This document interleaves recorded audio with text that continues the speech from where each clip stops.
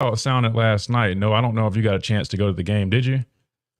No, I was here working on stuff, but I heard I kept watching the score and I was like, okay, okay. Yep, yep. No, it was, man, when I tell you that atmosphere last night in Coleman Coliseum was electric. I mean, it was incredible. And that arguably was the greatest atmosphere for a basketball game that I've ever been a part of. And I loved every minute of it. The game was great. My brother is the DJ for athletics, so he did So it. two checks was there, dude. Yep, Okay, two let's checks was go. there. DJing did a phenomenal job. Man, it was great, man. And as annoying as Auburn fans are, I'll say, man, it made it entertaining. Hearing them because they brought their crew, right? They had a good bit of fans there, and so when they would do stuff, you'd hear, yeah, they'd be chanting their stuff, and then our crowd will respond. I mean, it was fun, man. You talk about a great atmosphere. That was so much fun to be a part of. If you didn't get to see it in person, I can tell you from being there, it was electric. It was exciting, and I'm sure it was fun watching it as well because it was a really good basketball game, very competitive, very scrappy. And again, the Tide comes up with a big win over Auburn, definitely their biggest win of the season. Plus, you always love getting that rivalry win, man, and just seeing Coach Bruce Pearl and Nate Oates, man. I mean, their rivalry between each other. I mean, they're competitive. You got to love it and respect it. So a big win for Alabama hoops. But we talked about it. I want to dive into it even deeper. But Ryan Williams, a star-studded wide receiver who was committed to the Crimson Tide, ended up decommitting after Coach Saban had retired, opened things back up. And look, man, he ended up recommitting to the Crimson Tide last night. And that's huge. And we'll talk about why that's so big. I know a lot of people are talking about that, but we'll break down exactly why we feel like this is such a big get for Alabama, not just because of how talented he is, but for several other factors. So we'll dive into that and also kind of what he brings to the table. I was able to kind of go and watch some film and really, break down his game. And I'll tell you, man, I'm impressed, right? Because there's a lot of times where, people, again, I always talk about this, there's narratives and a lot of people just follow these narratives. They they recycle a lot of what they say in here, but when you actually watch this guy and you break down his film, man, and then you take into consideration the age, right, and how talented he is already, this guy is in my opinion, I would go as far as saying he might be a generational type player, right? And again, on the flip side, because I want to make sure I have enough time. I know we got into that Pat McAfee interview for the most part of this first segment, just because I wanted to let that play back for a lot of people that probably missed it yesterday.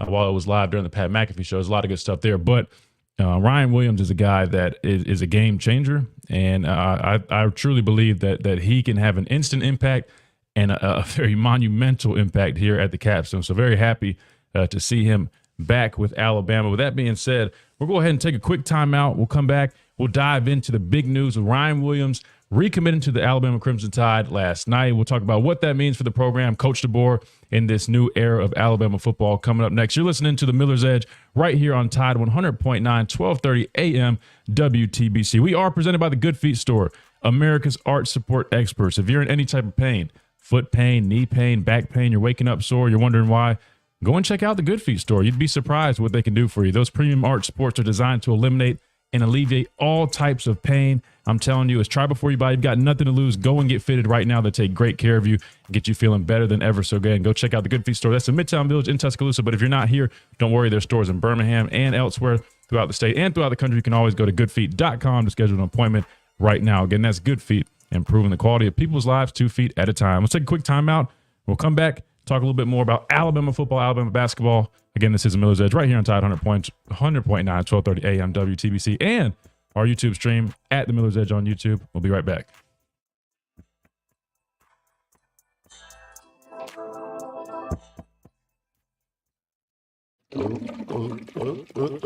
Tired of that game. What's going on, everybody? Yes, sir. Let's see what we got. We got Jeff, we got Roger, we got Sam, Ron. What's going on, everybody? If you haven't already, go ahead and hit that like button. That helps us out. Subscribe if you haven't. I'm excited, man. A lot of big stuff to talk about today. Also, Jim Harbaugh leaving for Los Angeles, taking that NFL job that a lot of people expected. What does that mean? Well, Michigan's 30-day window has begun. So we know how that affected us. I'd imagine that probably will be the case with Michigan. We'll talk about to what extent coming up, because I think depending on which direction they go with their coaching staff, I do believe that it could have an impact on how many guys we actually see. But as you guys know, and I don't want to talk too much about it, there is some ties to this new staff and to Michigan. So we'll talk about what that means coming up as well. I hope everybody's having a good morning so far, or afternoon, depending on where you're tuning in. Appreciate everybody tuning in. Let us know where you're listening from. Leave a comment below where everybody's tuning in from, man. Arthur, what's up, man? Hope you're doing well. Let's see. Are you somewhere feeling lonely? Does anybody know if Greg McElroy apologized? That's what I saw. I didn't hear it, but yeah. And plus, Shank had said that that he reached out. That's what I was saying, man. I think when it gets personal, man, it's just too far, and it's a little too much. What up, people on the chat? Can y'all hear me? Yo, Ryan Williams, let's go. What's up, Makai? Exactly, man.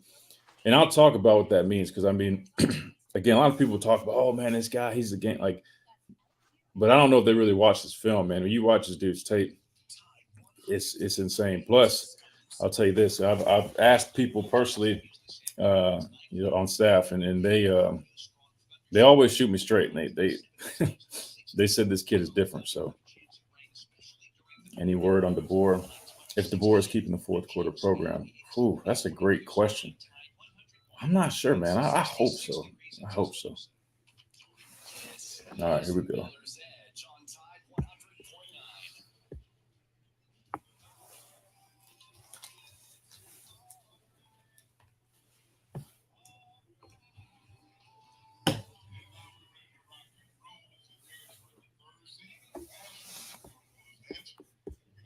Friend Darius Rucker, and we'll hear from him in the bumper music all day. Carolyn's Boy, check out that CD. I think you would absolutely love it. 205-342-9904. I don't know how much of the table that Christian set for you, but again, I know he talked about Ryan Williams, the 5-star plus. I still don't understand what plus means yet, but I guess that's really good. But recommitting to Alabama, we got other major news. Jim Harbaugh has officially said no to Michigan. The Michigan man now is headed to the West Coast. He's headed to Los Angeles to be the next head coach of the Chargers. Will there be a mass exodus in Michigan? We'll talk about that. Many people expect Sharon Moore to be the head coach. He took over for Jim Harbaugh. I don't know if you remember the one victory, and they interviewed him after the game, and he was, my quarterback, man, it's my quarterback. You know, he was crying, thanking Jim Harbaugh. Many think that's going to happen. I think that's the right way to go. We'll get to some of that too here later on. Coming up at 12:30, though, as usual, Stephen M. Smith, not the A, but the M, will join us to talk about Ryan Williams, to talk about Alabama and the big win even last night over in-state rival Auburn. So we'll get with him from Touchdown Alabama magazine in his own words. So we'll talk to Stephen M. Smith coming up here after the next break. But since you kind of teased Ryan Williams, I'll just say great job by Kalen DeBoer and his staff, reuniting, rekindling that flame, so to speak, and getting that young man to see what they're doing. A lot of people thought, when you get a guy like that, I can tell you when you're in those meetings, you're showing him all kinds of film, how you're going to use him, what he will look like in your offense. So I can promise you, Grubb and that staff are showing Ryan Williams everything that they're going to do as far as him as a player. So I think that was a really, really good deal getting him back. I think not just for next year, but I think it sends a message throughout the recruiting world too, that a top-notch prospect says yes to a guy that has no ties here in our area. So I think that is a win for this Alabama staff. Again, my only thing that I said, and I kind of reacted to what Ryan Fowler, who's coming up after us, said, and there was no disrespect. And I've said this before myself. I thought, if they could get him, I said this weeks ago, new era, new coach. We think about Julio Jones. We think about Nick Saban, how his era got started. But I'm not saying that Ryan Williams is going to be Julio Jones, because I think that's disrespectful when a guy hasn't done anything on the stage yet. Can you compare and say He's a top-notch player from that Mobile area. You know, that's what Saban did. They got him. They didn't have much going on in the Southeast, but they got Julio Jones. And if you're making that comparison to that point, yes. But Brian Williams is Julio Jones. That's yet to be determined. Not saying that Brian Williams cannot be Julio Jones or an excellent player at the University of Alabama. We all hope so. We hope that he's everything that everybody think he's going to be. But again, as I always say, it's wait and see. Now, well, yeah, I think you misinterpreted Ryan's tweet. He was saying the impact of bringing that's what in. I just said. But that's what I just said. I ain't misinterpreted. I said the same thing. I said that you're talking about getting a wide receiver when Nick Saban era began. He got Julio Jones just from getting the player, but it's not that's the same kind of player that we're going to have the same. No, when you responded to Ryan on Twitter, I think you initially thought that he was saying like that he would be as good as Julio Jones. I think that they're totally different players. Watching them, they're not very similar at all. Yeah, no, and somebody was asking the comparison. I would say I've heard this too, but personally from watching them, I would say Devontae Smith with even greater speed. I would say if you took Devontae Smith and his receiving ability, but with the speed of, I mean, I heard this kid's 100-meter time is insane. So I would say almost like Ruggs speed with Devontae, if you almost combine those two. And look, that's saying a lot. But I'm telling you, I just never. I don't like comparisons either. But I know people just like to kind of get an idea. But I'm telling you right now, and I don't want to compare him because he's going to be his own person. He's probably going to leave his own mark. Plus, I don't like the exact same thing too. 100%. And I don't like putting expectations on guys too, because I think we do that a lot of the time. It's not fair to a lot of these kids. However, let me just read off some of this guy's accomplishments, because again, let's not even compare him. Dude, let me read it. And see that's where you got to stop being like that. Just listen. He's 16 years old, so he's supposed to be. He reclassified. Okay. With that being said, he's a 2-time Alabama Gatorade Player of the Year. I don't care if it's high school. If you win that 2 times as a sophomore and a junior, and he's not playing he plays 6A, 7A, whatever it is. Like Saraland is up there, right? It's good competition, right? So let's not discredit that. I don't care if it's high. I know he hasn't got to college yet, but we're not going to discredit this. That's a big deal. He's the first sophomore to win the award. 2022 state champion. 5,000 plus all-purpose yards, 80 total touchdowns. Again, that's only in 3 years of high school football. So we can say, you said it. You can say, oh, well, it's high school. That's impressive. And I'm not just going off of what I'm reading, because I always take a step further. I watched for myself, and I was extremely impressed watching them. But I even go and ask people that are recruiting them, that are watching them in person. I'm like, give me your real take, because I know what the recruiting people are saying, and we know kind of it can be hit or miss. Right. No offense, but half the time, I don't necessarily know of how credible some of these recruiting services are, if we're just being honest. So I'm asking coaches directly, and they are telling me, no. This isn't just hype. Like this kid is different. Right. So putting all that into the equation, he's got my vote. I mean, I'm good with it, right? You're gonna take a kid like that all the time. 100%. Every day and twice on Sunday. No, for sure. But I'm just. Let me just say this: recruiting is potential. A lot of Always. times you were potential.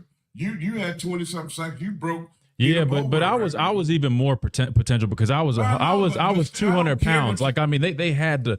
I mean, no, I get what you're saying. No one knows how somebody's gonna pan out. I do. If you 6'4" and 210, which a lot of guys are, and if I'm looking for an edge rusher, I'm looking for a basketball type that's got the frame, wide shoulders, long arms. For sure. That's why they check wingspan and all, because they can put weight on you. They can get you to get stronger. They can get you to get bigger, right? Sure. They can't get, if you're 5'9", well, you have no choice. Right. They ain't going to recruit you because they can't make you tall. My point is, when you look at a guy like Ryan Williams, and I'm just going to give you, if I'm scouting and or recruiting him, I'm not saying he don't have that. Now, does what he's doing in high school, is that the thing? I mean, I take credit to that, but that's not going to be the determining factor. I'm looking at, speed, obviously at wide receiver. I'm looking at hands. I'm looking, has he been taught how to run routes? He's got all that. I'm looking at Can he understand the defense when it's in zone? Where I need to sit down at a quarterback. You know, there's a whole so many more. That's things all you teachable. I know that, but I'm just giving the people who have not been in this area, just going on what recruit people that say stuff. There's a lot more into this. I talk to people that aren't recruiting. That's what I don't talk to recruiting people. I'm not talking about you. I'm saying I'm giving the fans something to understand. And apparently he can do a lot of these things. But there's a lot of growth. You can see he's still got to get stronger. He's like you still. He's kind of skinny. He's not no big. You know who else was skinny, who people said was too skinny, ended up walking away Heisman winner? I know that. So my point is to you is he's got to still develop. Everybody's got to develop. You are taking this the wrong way, dude. You pissing me off now. You're telling me something that I know that. Well, because it's like you're coming up, because it seems like you're like coming up with well, but like a butt and a it's butt. It's not a well. It's talking about what has to happen. You can't go, if I want just what a kid do, because I can sit here and give you 150 examples of kids that were this and never amounted to anything, just like you've seen them. Right? 100%. Right, that's all I'm saying. But we know that, though. I mean, it's not like people don't know that. It don't matter if you know it, you talk about it. They may not know all those things. People that are fans that are listening may not know all of it. You know it. I'm not talking to you. I'm talking in general as to the fans. So it's not like you putting him down. What I said, a great get. Kudos to the staff for getting him to come back, because he is what it is. I mean, he's great for a reason. Some guys are easy to rank. It's like guys here. When the Davion Clowney came out of high school, I easily could have told you all about the Davion Clowney at Rock Hill or whatever, South Point High School. He looked like he was 40 years old when he was 17. I mean, the dude was big and he's different. There's not a lot of them running around. That's what I said with Ryan's tweet. There's not a lot of Julio Jones out here just running around. Those guys, you can see, right? Devontae Smith he still was skinny when he got through college. Still is. They were saying in the pros even. I don't know, man. He's going to be able to take but that's why I'm asking what the point was you were trying to make. The point I'm making is, listen, there's still a lot of development. There's still going to be a lot of development in this young man, right? So you go say, hey, if I'm coaching this young man, I get it. But when I'm just saying, I'm not going to ever, my opinion, not going to ever be, don't give me stats. I look at Ryan Williams for what all the other stuff. I can see whether he broke the Gatorade this or Pepsi this or Coca-Cola. I give a freaking crap. But if I'm looking at him, I'm looking at footwork. I'm looking at how he gets out of break. I'm looking at how he separates from the corner. I'm looking at, can he go high point the football in the air? I saw that on tape. I understand that. That's all I'm saying. I'm not going to give somebody just stats. I always say that. That's like Bill Parcells said, one of the greatest coaches of all time.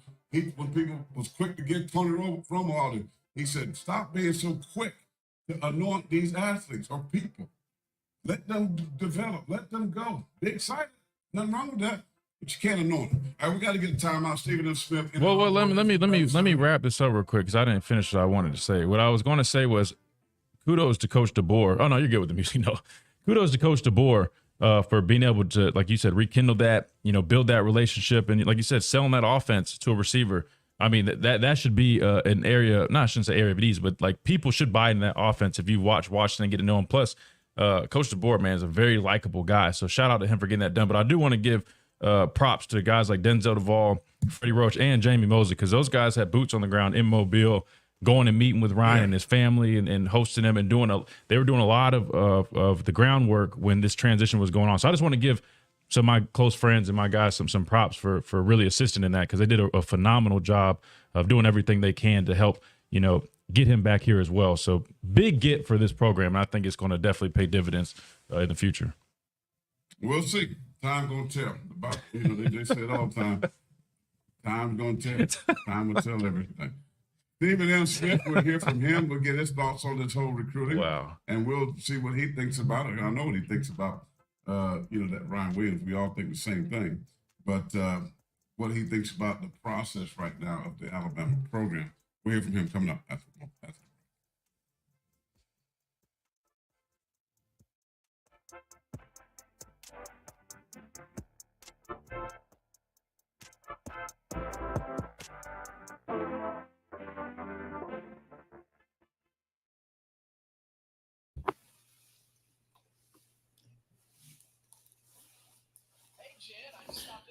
All right. Here we go. Where do we start, guys? Where do we start? I know where we start. Adam, my guy Adam's back in here. Adam, what's going on, man? With the wow, $50 super chat from Adam, man. Thank you so much. I'll make sure I get to that when we get. Man, I don't even have the banner thing up. I'll make sure we get that on air, Adam. Just because there's so many comments between the Tide app here. We do the super chats, we read them on air. The Tide apps, we read those on air. But again, you can always call in too if you guys want to chat. 205-342-9904. And all that info is down on the little banner going across. But Adam, man, hope you're doing well. Who else is in there? Austin's in here. Ty's in here. And here's the thing, guys. What my dad's just saying is like, it's easy for a lot of like recruiting experts, you know, that are out there. They do these things. I mean, they're, this guy, I get what he's saying. But I think we all know like, there's no guarantee on anybody, right? I mean, there's 3 stars that end up outplaying 5 stars. There's 5 stars that don't end up panning out. I mean, like the defensive lineman, what was his name? Antonio Alfon or something like that. I mean, I don't think he ever played a snap here, and he was like a top 5 recruit. We know this stuff. But I'm telling you guys, after watching Ryan's tape, and then throwing into the equation, doing what he's done at that age, I don't care if it's high school, yes, but he's at the highest level in high school, man. And you're doing it at that age. I mean, honestly, that makes it seem like a high school is just too easy. I mean, the kid just reclassified. I'm just saying, I mean, this guy has all the potential. And yes, that's right. It is potential. Nobody's saying anything's guaranteed.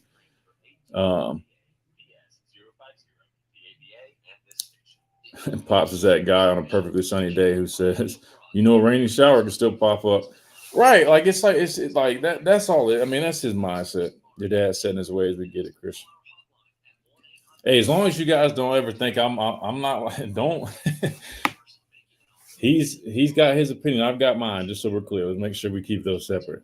As long as you guys know that, I don't care.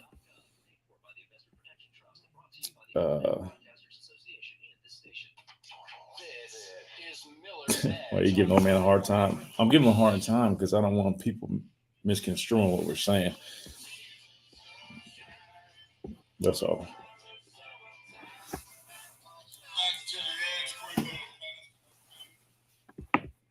Darius Rucker Thursday. Let's go ahead and get out to the phone lines, a guest line, and speak to our man. And 50 grand, he's the most accomplished reporter in Tuscaloosa that I've met and that I've come across. He's real deal, Holyfield.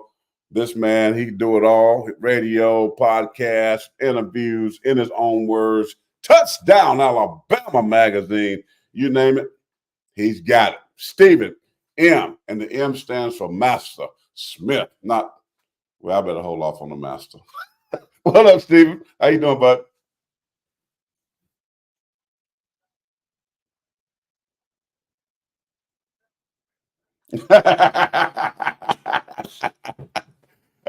Hey, you're my man, brother. We appreciate you. Let's get right to it.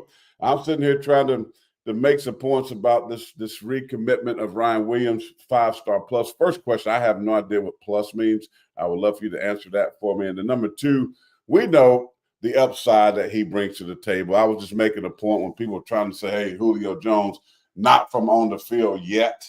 We can't make that argument yet. But when you're talking about, can I ask my question? You can't. No. Lord have mercy, boy. I'll tell you what. Go ahead, man. I must be quiet for a minute.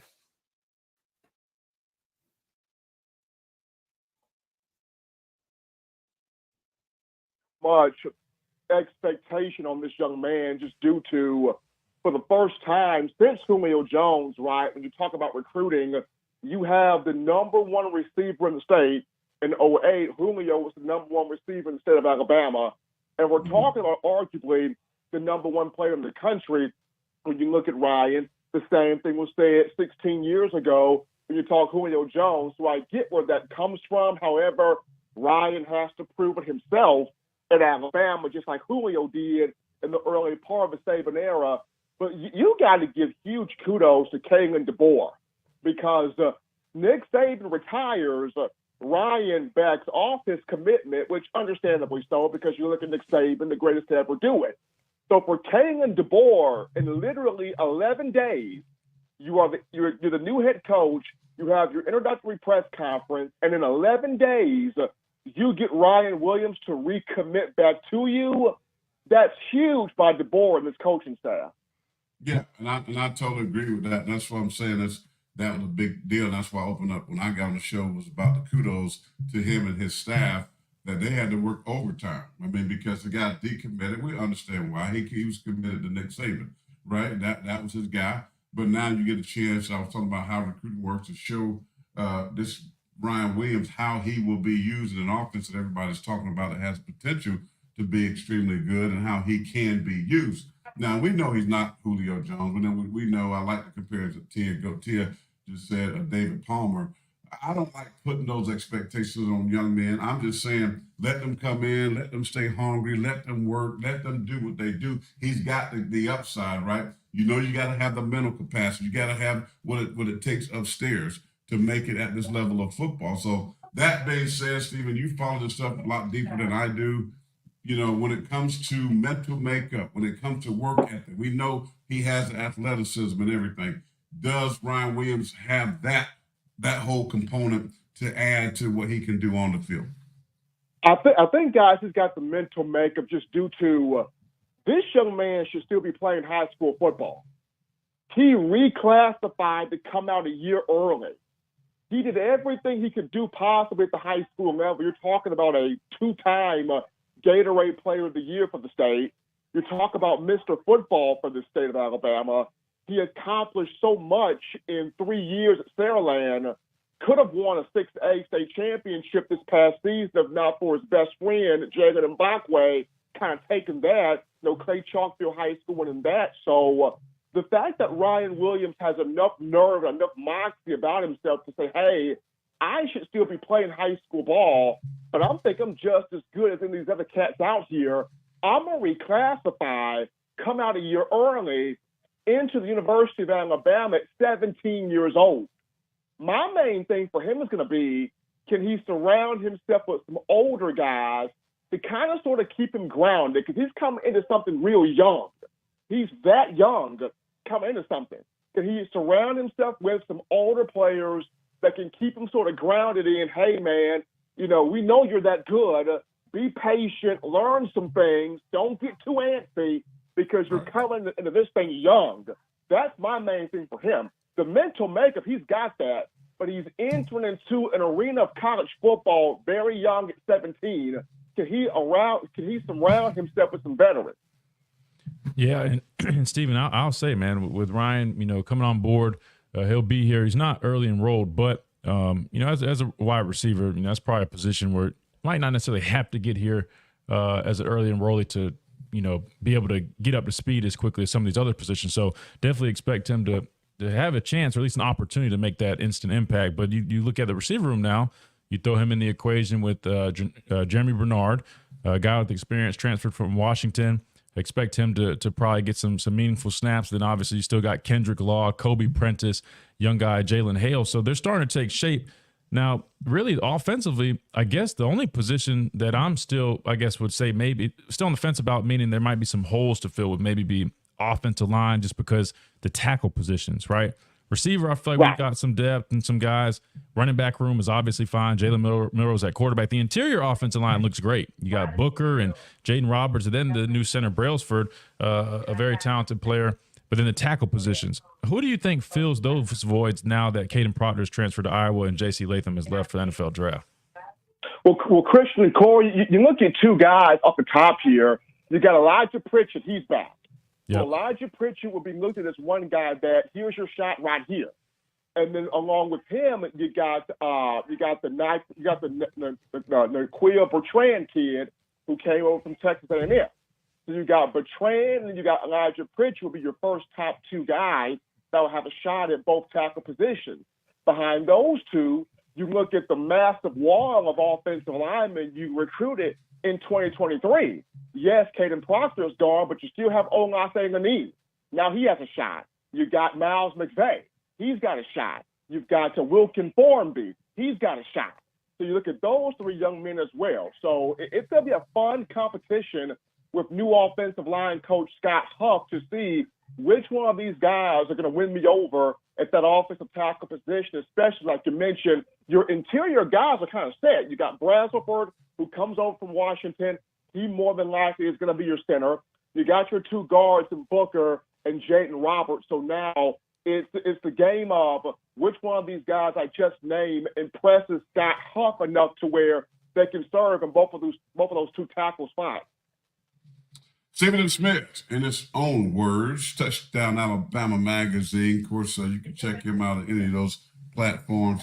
He'll tell you more about it in just a little bit. Let's talk about the defensive side, because one of the things, Stephen, that I am concerned, and I said this before, I'm not so much concerned about the offense just because I feel like, with Coach DeBoer, his history there, how he uses quarterbacks. I love the fact that he did say that we don't just go try to impose our offense on the quarterback. We take the talented guy and we're going to do some things differently that fits what he does, meaning Jalen Milroe in this instance. But on the defensive side, when you lose what you lost, you probably lost your best defensive player in Caleb Downs. You lost your two cornerbacks in the National Football League. You lost, the three guys up front that meaningful minutes, and Chris Braswell and Dallas Turner and Boynby and all those guys.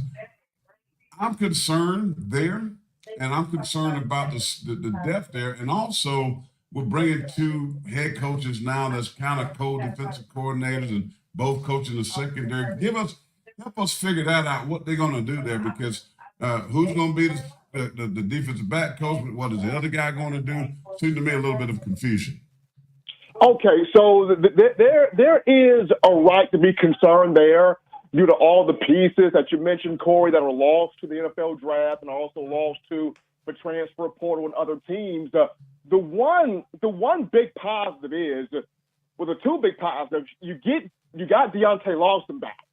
So there's your captain in the middle there at linebacker. So he's back. You hung on to Jahad Campbell.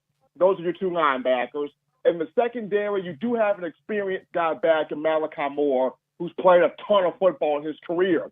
The main thing is going to be is when you look at the defensive front, are the guys that will emerge. You're gonna have to play some young guys from the back end in the secondary. That's going to happen. And how quickly can those young guys get acclimated, get on the field, kind of deal with their growing pains? That's going to be a big question right there. But up front, you do have Jaheim Otis back. You do have Tim Keenan back. They've got experience.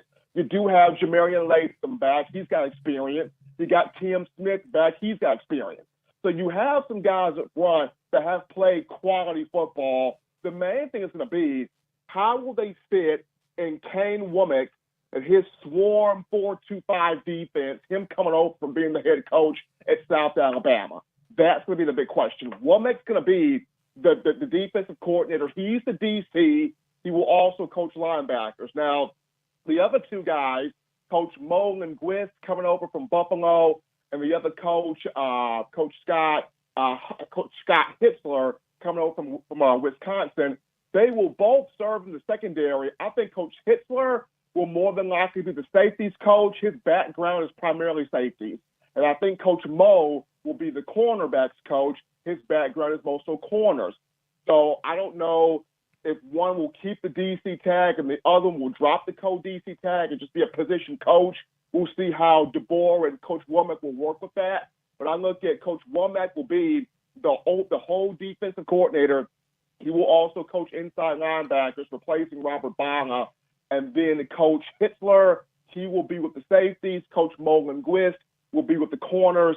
That's personally how I see this all shaking out. But yes, the concerns are valid just due to you're going to have some of the young guys getting the opportunity to play on defense because of the turnover to the draft and guys hitting the portal to go to elsewhere. Yeah, Stephen, and I agree with you. I think that probably is the approach. At least that's what, if I had to guess, Coach DeBoer was probably going for, more of a strength in numbers approach. I think people have to remember a lot of these titles are just that, right? They're just titles. Right. Nowadays, somebody can be the quote unquote defensive coordinator, but there's so many heads involved, just like at Alabama. You got all these analysts on staff. they have input in these meetings, right? So they don't even have a title other than an analyst title, but they're putting in their input. You've got former head coaches that are behind the scenes, right? Everybody's coming together collectively. And if I had to guess, it's probably how this is going to work. Coach Womack's going to be calling the defense. However, you've got Mo, who's a former head coach. He's probably going to have his input. He's listed as a co-DC. Same thing with Coach Hitzler. He's got co-defensive coordinator experience from Wisconsin. They'll probably be working almost like a trio. With that being said, speaking of coaching, the only void that I'm still seeing is special teams coach. Not sure if they announced that or if there still is a vacancy there. Do you have any idea, or are you hearing any word on who they might be targeting for special teams coach right now? That's the only thing that Christian and Corey, we're still doing some digging on my end, is who fills that spot. Because Coach Hutzler, who left Alabama to go to Mississippi State, he served in the role of outside linebackers coach and special teams coordinator. Mm-hmm. So that's still a spot that's still being targeted. That's still a spot that's still being looked at. Once we can get information on that, we'll definitely share that. But that's the only position right now that I see that nobody has had much of a discussion about. Thankfully, you do have your punter back in James Burnap. Yes, you lost the kicker, Will Riker, to the upcoming NFL draft. You do have two kickers who will battle it out for it with Connor Talty, who came in the 2023 class, and Upton Belafont. I think Talty will get the job, just seeing how Will Riker kind of took him under his wing and fathered him.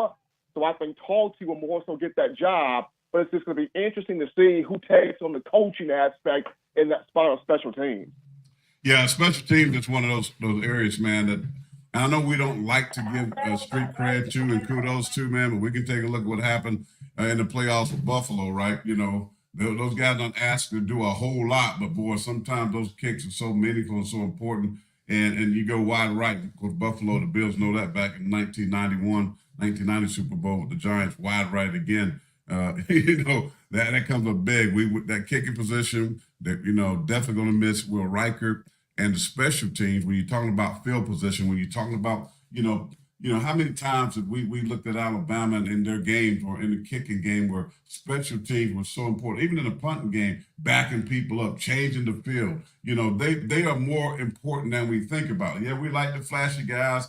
I always say receivers, they the pretty boy. They're going to dress up like Devontae, the nice suits and no socks, Miami Vice. They're going to be, but, man, when you look at punters and kickers, they are extremely valuable, and so is special teams. So we definitely be keeping our eye on this. One more question before we let you get out of here. I was just reading something online. Alabama is looking maybe at Noah Carter, who's committed to Washington, and Kalen DeBoer in Washington. He is now projected to be another announcement maybe coming soon for Alabama. So when you look at, keeping some of his own guys, getting Ryan Williams back into the fold, making him a believer again.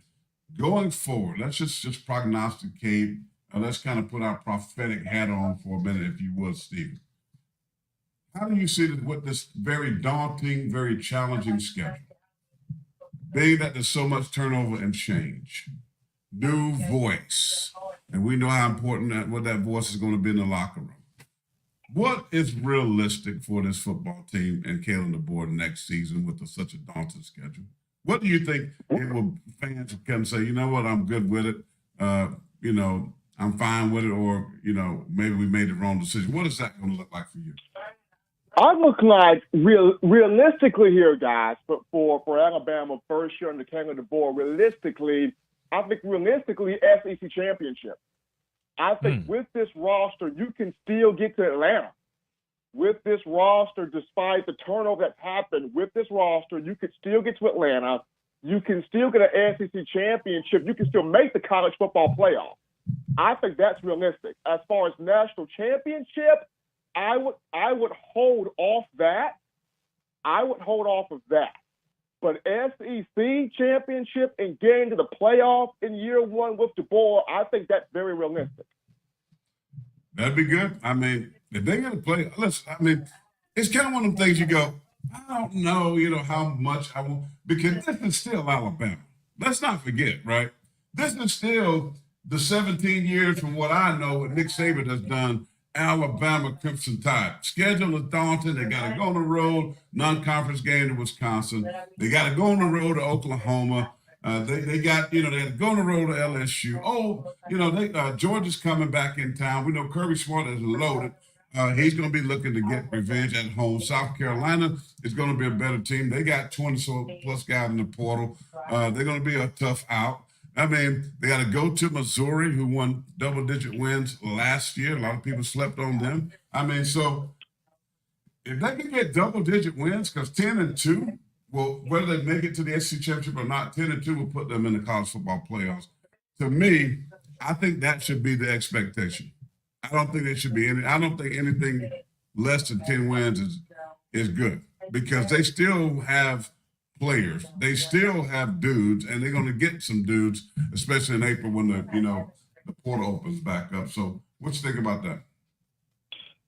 Corey, I'm like, any 10-2, 11-1, I think that's incredibly doable because, like you mentioned, you still have 4 quarterbacks in that locker room, with the fourth one being Austin Mack from Washington. You still have 3 of your top 5 running backs from last year. You got so many receivers coming back, despite you lost Bond to the portal to Texas, you lost Shaz Preston, I get that, and Jermaine Burton's going off to the NFL. But you still have Prentice, you still have Law, you still have Emmanuel Henderson, you still have guys. You have guys in the tight end position. You got guys on the offensive line, guys defensively coming back. This coaching staff that DeBoer has assembled is a very good coaching staff. So 10-2, 11-1 to me is very doable. Yeah, it's gonna be interesting. I think 10-2 will make the Bama fans extremely happy with the new coach, a new voice. But I've been honest with you. If you asked me right now, I would say 9-3. I think that schedule, man, is tough. I think even Tennessee is one of them games that's going to be very difficult. Can they win it? Yes, but I still think it's going to be difficult. But you never know. I mean, this new playoff format, this new coaching staff and new era of Alabama football is going to be extremely intriguing. I think that's the right word that we can use, is intrigue. Let's hit a break. Let's let Stephen M. Smith go. The M is for Miller, not Master, right? Because I can call Absolutely. you Master of man news. You're the master of articles. You're the master of recruiting. I think master works. I mean, I've watched a lot of Sanford and Son, and the M stands for, the M stands for Stephen M. Master. He's the master. All right, well, we appreciate your time, brother. Appreciate it, Absolutely. Absolutely. You guys take care of yourselves. Let's do this. Every time I come on, we'll have a different category of what the M means. There we go. I like that. And We'll people on track. YouTube, on our YouTube extra chat, we got over 100-something people watching live now. Give us what Stephen M. Smith, what the M should be. What should I call him? I'd love to hear your thoughts on that. Stephen, tell the people how they can get you so they can follow you on your stuff. Oh, absolutely. They can get me, touchdownalabama.com here, touchdownalabama.com. We're getting everything out here on your Crimson Tide, whether it's in recruiting, whether it's the current team, Kalen DeBoer, the staff, or even guys in the NFL that play for this program, how they are doing. That's the playoffs are going on right now. They can also follow me on X at Coaching M. Smith on X, formerly Twitter. But you guys enjoy your Thursday, man. I appreciate it. Yes, sir. All right, my brother. Likewise. We appreciate you, man. Have a great rest of your day. Stephen Smith, there he goes. We got to have the timeout. It went way long. And no, I don't know if we're going to go right to the top, or do we just got to come back for 20 seconds of the break again? Quick break, probably when we come back. All right, let's go to break. We'll be back in a moment.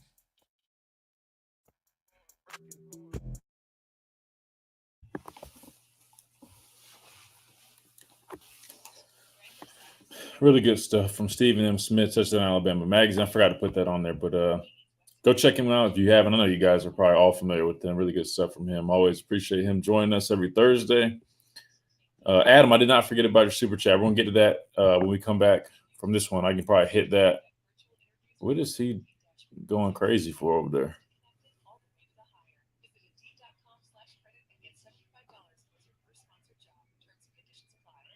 I don't know what he's got going on. We'll figure that out. But Adam, we're gonna get to that when we come back real quick because it's gonna be a quick turnaround because we're going to have to break again around 1. Yeah, what do you guys think? Realistically, I do think that I think 10-2 would be phenomenal for Coach DeBoer coming here his first year in the SEC. I know we still have a lot of talent, so that definitely is something to consider. But still, man, just like I think somebody else said this. I mean, even with Coach Saban, man, winning 10 games is no easy feat, right? Like I'm telling you from experience, like it might have looked easy, but I mean it's a task, man, year in and year out. And then you look at this schedule, right?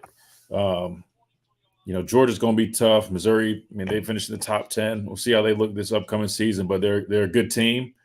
Going on the road and playing at Tennessee, I'm telling y'all right now, that's them and LSU are arguably the loudest stadiums in the SEC I've ever played in, which we've faced both of them on the road. So it's definitely going to be tough, but I think 10-2 is definitely doable, man.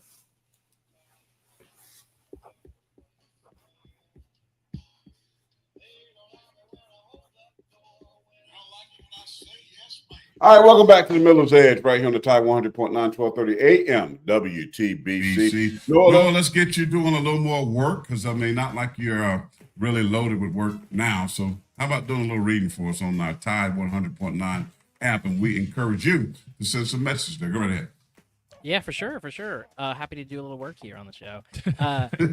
KJ says, KJ in Atlanta says, you're hating if you're downplaying the Ryan Williams recommitment. If you were loud about Ryan Williams when he first decommitted, you got to be loud too of him coming back home. Yeah. I was loud. Go ahead. I was loud. I said, what a great job for Kellen DeBoer getting him back. Now, I'm just telling you to caution. I'm just a caution guy with newbies. Anything new. It don't matter, coach, player, till we see it. That's all. I'm just saying, don't think that, that I don't care who it is. Forget the name here. Any so-and-so said 5-star this year. You got to have them. Alabama's been the master at having 5 stars and the best players in the country. You got to have them. Can't win without them. We know that. But I'm just saying, until we say he's a program changer like Julio Jones, we can't say that yet. We can say this seems or looks like this type of situation back with Coach Saban. But we can't think that this is going to be it. That's all I'm saying. And see, you repeated what I was correcting you on earlier, and you got all mad at me. People, what they're saying about the Julio Jones comparison is more so that sending a statement, landing a recruit like Julio Jones in the state of Alabama, sending a statement. It's not necessarily that they're not necessarily. They're not comparing him or his playmaking ability necessarily to Julio, right? It's more so just the fact that you land a guy like that as you first get here in this new era, right? That's where that comes from. That's what I was trying to inform you on. And that's where I think you're kind of getting it twisted a little bit. But I will say, here's the thing, man. The reason, and I get what you're saying. And no recruit, and I said this earlier, and I'm just going to repeat it. No matter if you're a 5-star, number 1 overall player, sometimes they work, sometimes they don't. It's no different than the NFL draft. We see number 1 overall picks don't work out, and that's where you're coming from. So I completely understand. But breaking news: Hayes Fawcett just tweeted, and I know a lot of folks follow him. Tweeted that Noah Carter, we were just talking about him, with Stephen Smith has committed to Alabama, the 6'4", 220-pound edge rusher from Peoria, Arizona, was previously committed to Washington. He is now committed to Alabama. So Kellen DeBoer picks up another 4-star, I think that he is. Defensive player to fill those voids. Chris Braswell and Dallas Turner. So congratulations to Alabama and that coach staff again of getting another big-time recruit in for the Tide. That's your strategy. You deflect. You cut me off and deflect. Well, I think that's more important than what you're saying. No, yeah, because you realize you're wrong. It's all good. The folks on the app, they want Corey to be a bigger Alabama fan. They say they're getting a little heated. I don't blame them because, again, let me ask you this. Let me finish my damn point because I got cut off, and then I'll get back to that if I can even remember. But big get with Noah Carter. Obviously, this coaching staff is doing a nice job with those ties that they had and getting those guys that they feel like are good fits here. I love that. Definitely add some more depth to this outside linebacker room because we've got some guys. They just are young and. Keeley, what's his deal? I know you got a good relationship with him. Yeah. Like I said, a young guy with a lot of, like you said, potential. right?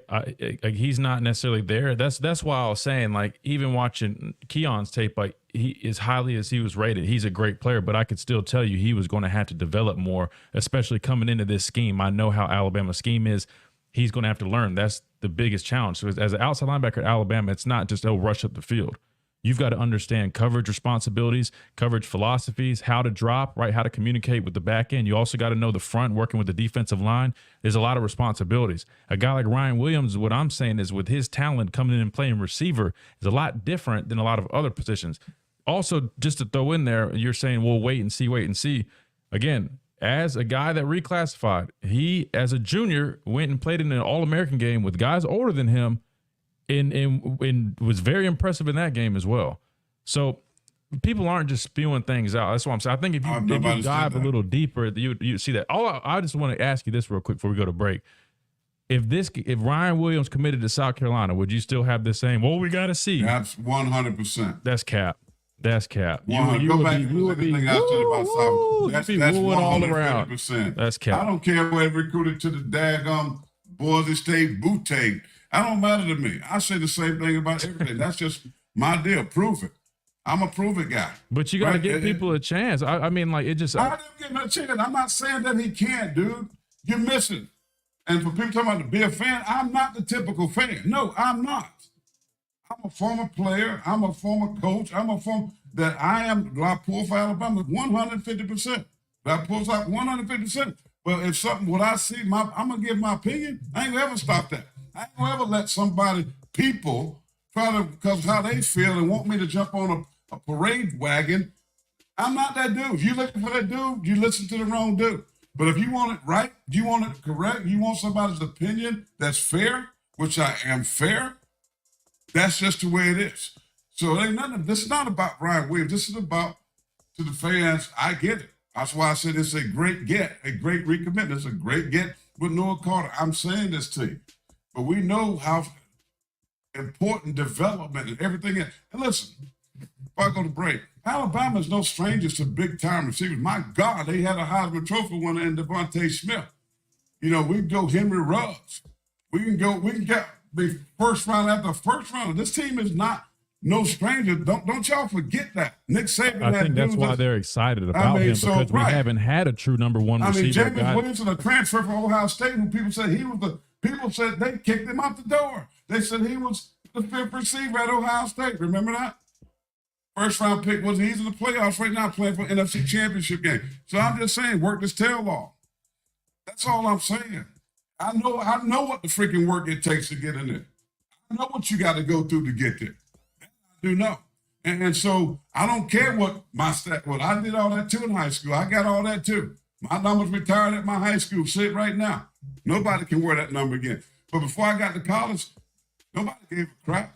They gave a crap about the potential. Now, how much did I really want it? And that's why I tell young guys today, even this NIL stuff, you still got to want it. I don't care. These people on the chat, these people on X can want it, but they can't do nothing about it because they ain't out there running them drills at 5 a.m. in the morning. They're not out there in 100-degree weather doing up, down. They can't do nothing about that. It's up to the individual person.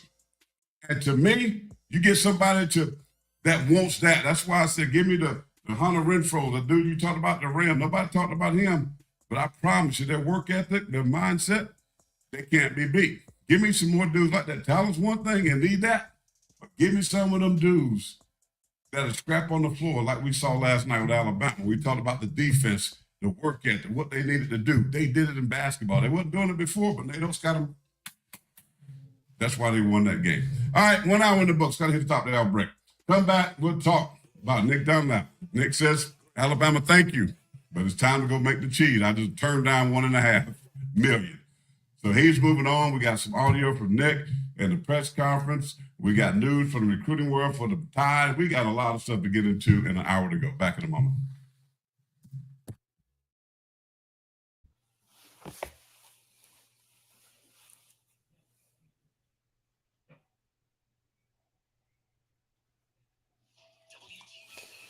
Oh, Lord. Adam, I promise I'm getting to you, man. I mean, this dude, I'm going to get to you, man. I promise I'm going to get it.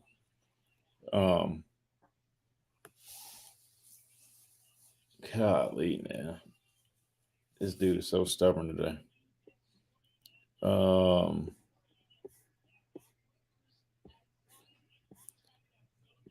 I still hadn't even finished really breaking down what I got from watching Ryan.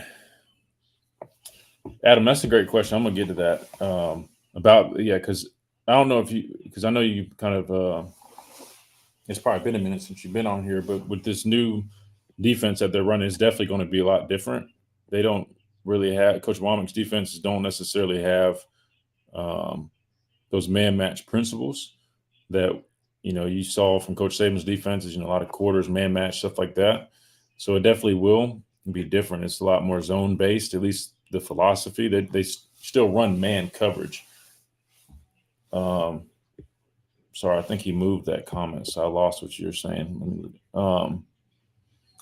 But so man match is not too complex. So man match just means like if you're playing more of like a zone defense, you end up matching routes, right?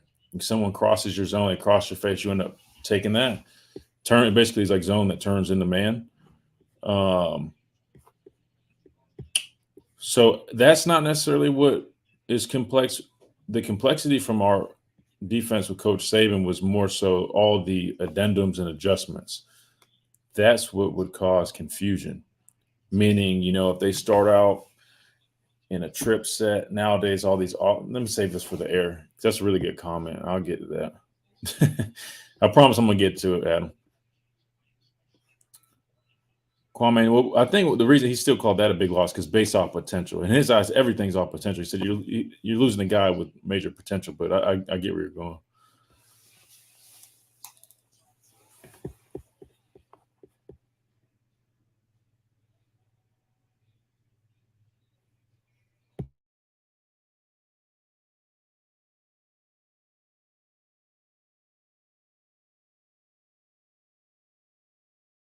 You did something for the first time. Welcome to Rucker edition of the show here on the Miller's Edge on Tide 100.9. Don't forget to download absolutely free app Tide 100.9. A lot of good stuff happening on there right now. A lot of good articles. Plus, we love for you to leave your messages, your thoughts, your comments there. We appreciate all of them and appreciate Stephen Smith in his own words. Touchdown Alabama Magazine joining us in the last hour to talk about the great news for Alabama getting two big commitments, one recommitment in Ryan Williams, a wide receiver, that's a 5+, and then a commit that was already committed to the Washington team, the Huskies, and Coach DeBoer, Noah Carter, outside linebacker / edge. He is now saying yes to the Crimson Tide. So that's in 2 days. Big news for Alabama football. So congratulations. We do know how hard a lot of those folks there, the coaching staff in particular, some guys doing things that they haven't been asked to do with Coach Saban's staff. Christian alluded to those earlier. That's been on the road, going out recruiting, trying to save face, making that script A look nice. So congratulations to those guys because we know what they put into this program and the hard work that they're doing. Just one quick thing I want to Christian roll. I do want to talk about Nick Dunlap off his big win. It's going to the pros. I want you to hear from him too. But this is for, I guess it's Kwame. Is that his name? Kwame F. Corey, you call saying a big loss while you got to wait and see with Ryan Williams. What I said about saying was the fact that he was the number one wide receiver that was recruited to your program. It was a big loss because I understand that you do have to compile great talent. Do I know that he's going to be a phenomenal talent? I don't know, but I just know a lot of you that was saying that he was supposed to come in here, and you were probably one of them, Kwame, that said that he was going to come in here and take Jalen Milroe's spot. And if you remember correctly, listen, anything I've said, I was the one that said I drove the bus for Jalen Milroe. I drove the length bus. I drove that bus all season long and did not waver, did not move. Okay? I drove the bus about this offense. I went after Tommy Reese. Y'all told me I was too hard and this and that. Y'all told me he needed to change. He didn't need to change. He knew what he was doing. But what did he do? He changed. Things that I've been talking about all year. So if you want to try to get me to that point, you ain't going to get me, bro. Yeah, I did say. Anytime, if I know in this sport you recruit a guy like that, you always have to be careful because it's going to reinvent itself. It's going to come back again. So coaches have to be careful in areas of what they do with people in their schools because they keep receipts. They keep receipts. You best believe that. They keep receipts, and another player goes. So you have to be careful. Is what I'm trying to tell you, that when you do these types of things. Now, I was just saying, Bama didn't need Austin Mack. I don't know nothing about Austin Mack. Austin Mack could be Peyton Manning, and I hope that he is for the sake of Alabama football. I don't know. But I'm saying, but looking at the picture, they didn't need him when they had a number one guy. Now, does this guy, now I understand the coach saying, maybe this guy don't fit in what I'm doing. And if they had that conversation, they mutually agreed to that, and they decided to part ways, hey, that's how you do those things. But that's not the way it happened, to my understanding that knows the situation. Well, I've kind of confirmed it. I pretty much confirmed that Coach DeBoer's staff did pretty much feel that they would rather go with a guy like Austin Mack than Julian Sand. I'm not saying they forced Julian Sand to leave. However, I think saying did not want to leave. Well, the reason I'm saying this is because initially I was saying maybe Julian Sand already planned on leaving, but now I've pretty much kind of confirmed that no, he planned on staying, but when they brought Austin Mack in, that's when he chose to leave. With that being said, Coach DeBoer and his staff probably knew that them bringing in Austin Mack would potentially result in somebody leaving. Absolutely. So with that being said, they technically chose Austin Mack over, say, Julian Sand. Now, we'll see how this plays out. And what you're saying is that could be right. Julian Sand could go on and be the top number one overall pick in 2 or 3 years. Who knows? And then he might be a bust. And he could be a bust. We never know. But if he does end up being a great player, that probably wouldn't look the best, But hindsight's always 20/20. But with that being said, I just want to throw that out there.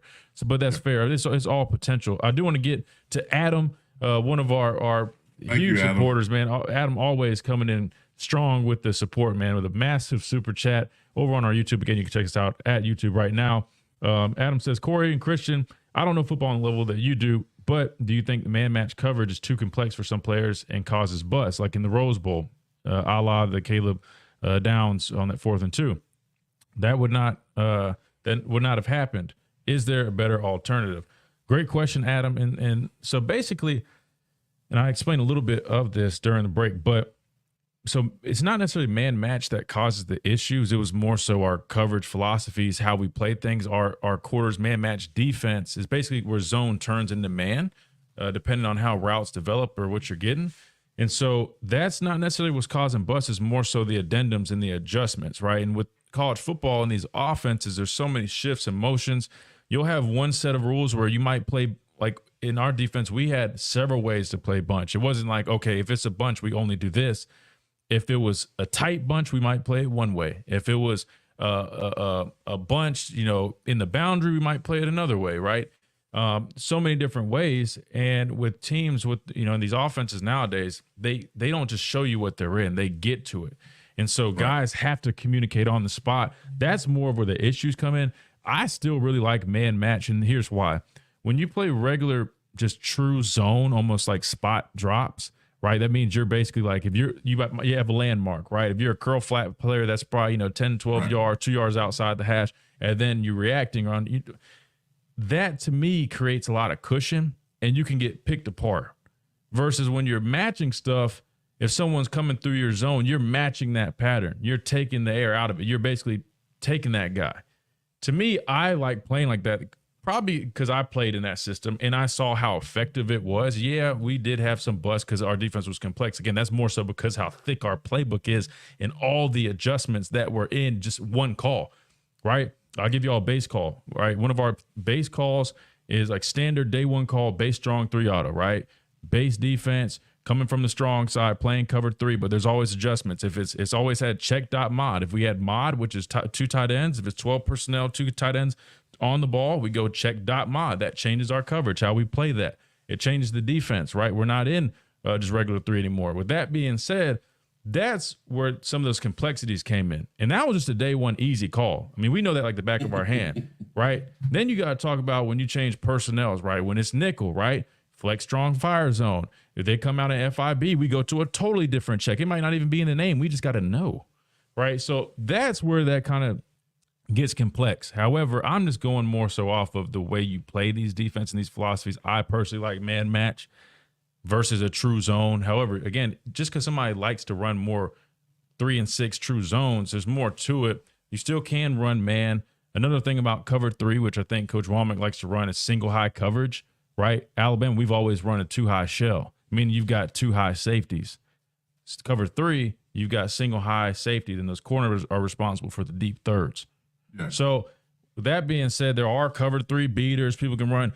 I just like having more complexity in my defense because it allows us to navigate the way these offenses are lining up, what they're shifting to. You just got to have guys that can do it. Sometimes when it's too simple, you can still get beat that way as well. We'll see. And like I said, it's not like I know exactly what they plan on. I just know from what I've seen from Coach Womack's defense from asking people that are familiar with him.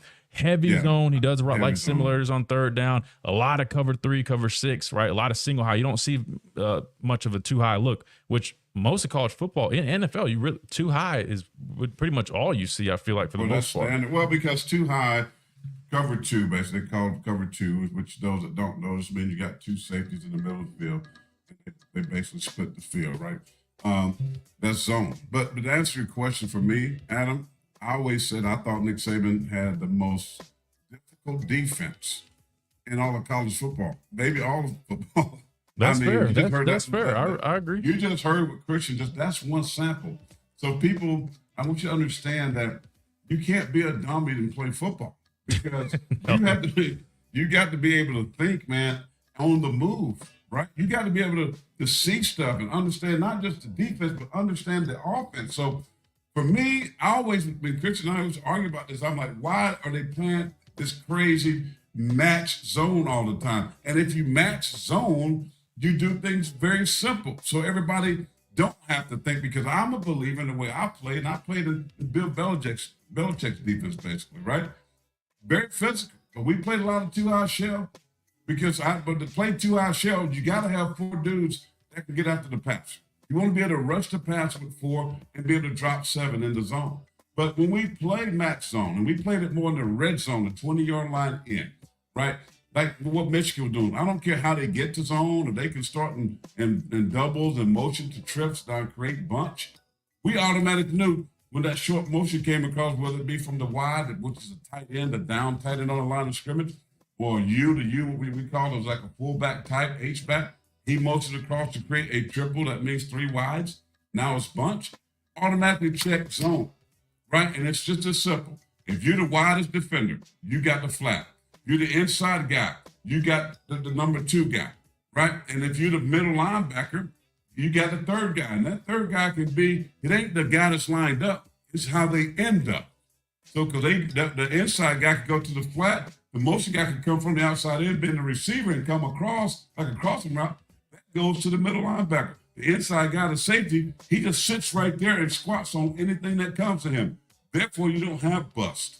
So I would say, Coach Womack, simplify. Because when you simplify, you play harder, you can play faster, and you don't have to think as much. And when you don't have to think as much, you play faster and you play freer and you knock people out. That's what you do on defense. We got to hit the timeout, come back. Calls. We're going to do some tied messages. We're going to do wherever you want to go. We got that to talk about. And Michigan. Uh-oh. Will their roster be invaded? They're up next. Hey, Michigan, you're up next. We'll talk about that. Be back in a moment.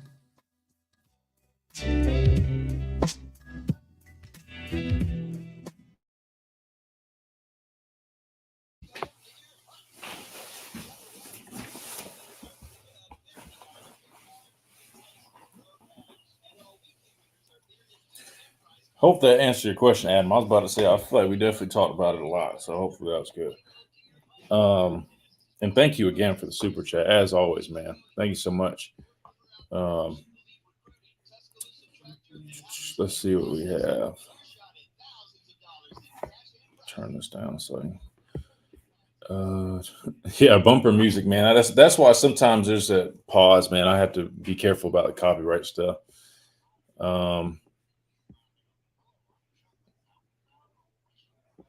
All I agree, guys. Have to still prove it, but most insiders last year said Caleb Downs was special next Minka, and he was as good as advertised. And that's kind of where that's a great point, right? I feel like Ryan Williams trends in that directions of a Caleb Downs type player. Now, the only thing about Caleb Downs is they also were very adamant about his mindset. I mean, this guy was always working, always watching film. I mean, he always stayed after practice, did extra stuff with ha. I'm not saying Ryan Williams doesn't do that, but that also was an integral piece to Caleb being so successful, man. That dude is a true student of the game. And that was one thing a lot of people did talk about, and it paid dividends for him. So to my dad's point too, yeah, I mean, if Ryan Williams has the right mindset, man, I think the sky's the limit to him. I mean, he's got all the athletic ability in the world from what I've seen. And again, I've talked to people that have recruited him, coaches, and I mean, people that have been around the game a long time, and they put their stamp of approval on him. So obviously I take their word as well as trusting my own eyes. Thank you guys for all the support, man, about saying like you guys really enjoy this channel. Yeah, that's what we try to do. We just try to use our experiences, our knowledge of the game, and try to feed that back to you guys and help kind of break things down from our perspective. That's what, even with my dad, man, I know it gets on my nerves sometimes too. He comes off critical, but he's just going off of his experience. And he's, trust me, he's right. He's just a little harsh. He's old school, but that's how he is, man. But I'm still going to get on him when I think he's wrong. Don't forget that.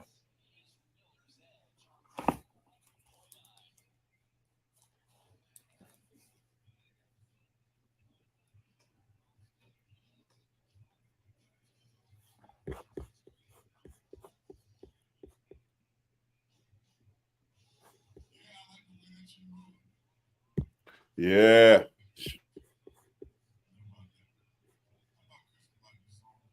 Let's talk about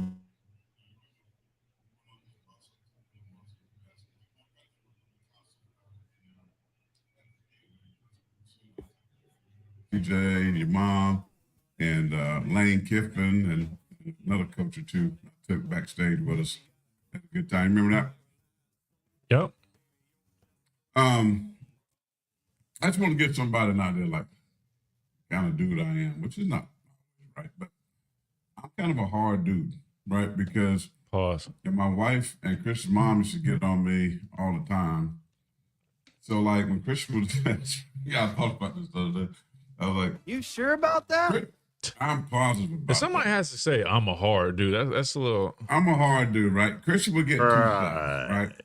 But I watched the game different. He would get 2 sacks. So when I see Christian at the game, I wouldn't go praise him for the 2 sacks. I'm gonna look at the 2-3 sacks he could have got, or the ones that he missed.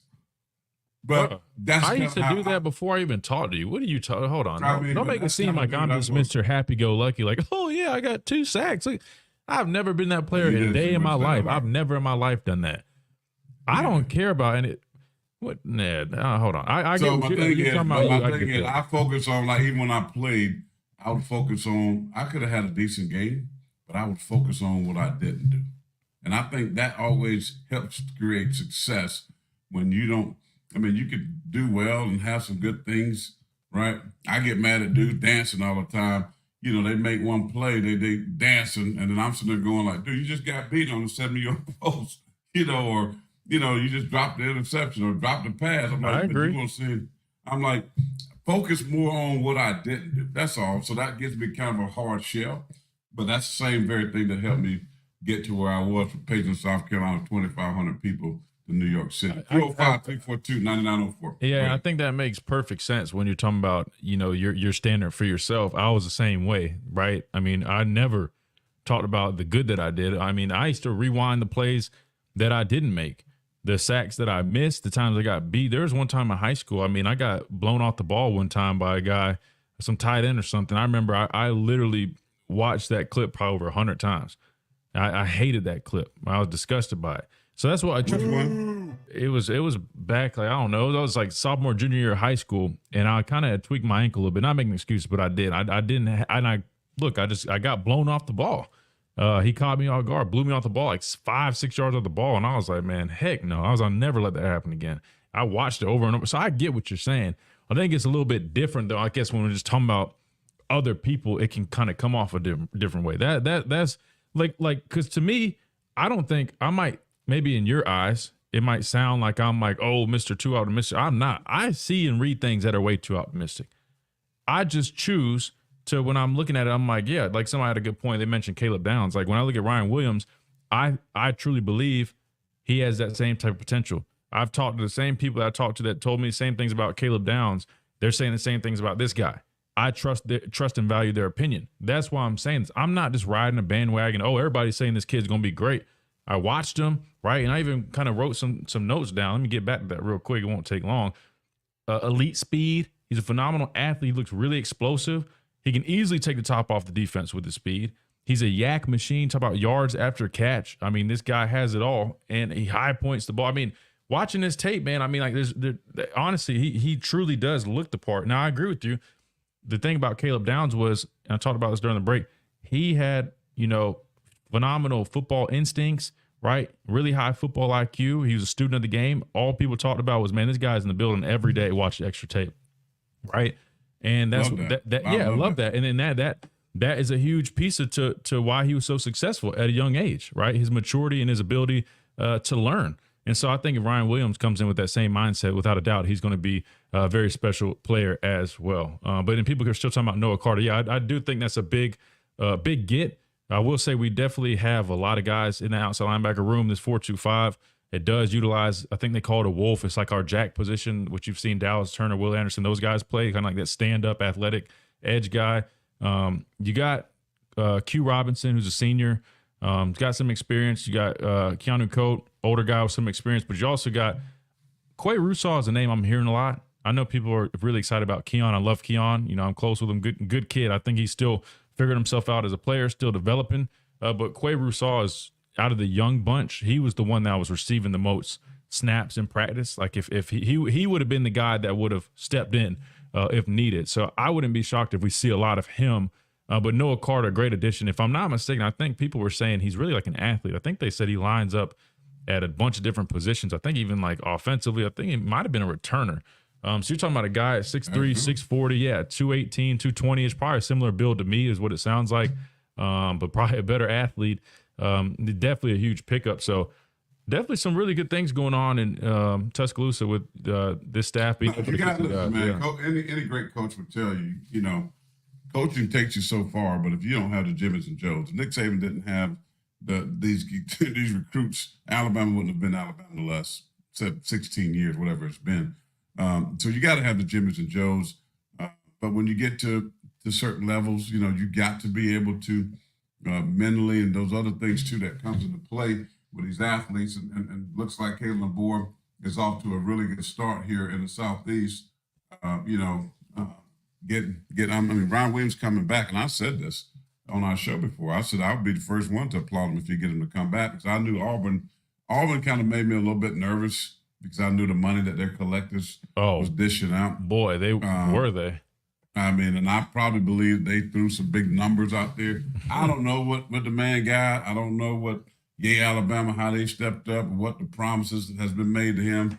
I don't know. But, I hope, not just him, I hope that any recruit can see that, as I told my own son, he'll tell you, I'm the big guy on the commitment. I'm the big guy on the 40, 50 years. That's me. Now, that's old school as you want to say it. That's why, I get how college football is now, but I wish guys would stay. I do. I wish all them guys that transfer from Alabama would stay, because the relationships that you build. But yet, at the same time, when it comes to money and what they are now having an opportunity to do, I get it. We understand it better than anybody. So sometimes you got to chase the bag. I don't know what their pockets look like. So they got to do what they got to do, what's best for them and their family, because I'm just saying, at the end of the day, let's just be honest, all these folks are saying this stuff when things happen and these guys not putting on that jersey or that helmet anymore. I'm just here to tell you, this is Alabama. I'm just saying most schools can give a crap about them young men. And when they're out here struggling, when all of them don't play NFL, the reality is nobody's doing things to help them. Nobody's you got companies and own companies stepping up, giving out jobs like that. That's all I'm saying. So when you're talking about, they chase the bag, daggone right. What kid wouldn't? Because I'm telling you, they're not happy. Nobody's reaching out when things are not going, when football is gone. Where are them same people? Where's that same energy to help and do things for these athletes? It's not there. All right, when we come back, let's talk about the tie. Big win over Auburn last night on the hardwood. Christian was there. My son, 2 checks, was DJing. What about that man that said he don't give a piss about nothing but Bama? Blitz Willie. He was there. He got the crowd how going did Willie crazy. get so famous so fast? He loves the tie, man. I don't know. He's He's inspirational, man. Come on, that's Willie. No, I think it's pretty incredible. I used to see the videos way before he got this famous. But now I'm like, daggum, he's all up in the daggum locker room. Yeah, he's got his own merch. They're selling merch for him to build a house, to build him a new house. He's big time. What do you mean, build him a new house? Yeah, a house. Like, I mean, He needs a house, or just like. I mean, I'm assuming so. I mean, like, yeah, they're doing it. They're selling T-shirts. Barstool's selling T-shirts for him He needs a home. all the proceeds are going to build him a new house or something. From what I understand. Way to go. Somebody said Maybe blame Drewski. Maybe we should get Willie on here. That would be cool. Let's go. Let's get Willie on the show. All right, we'll do that. All right, let's sit a break. Back in a moment.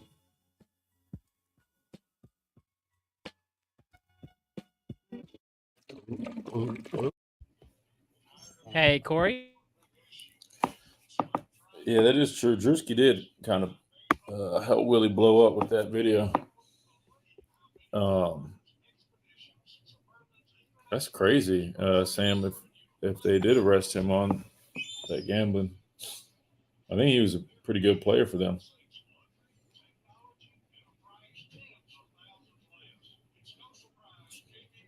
Kane's aggressive on defense. That was at South Alabama. Can't wait to see him in action at Bama.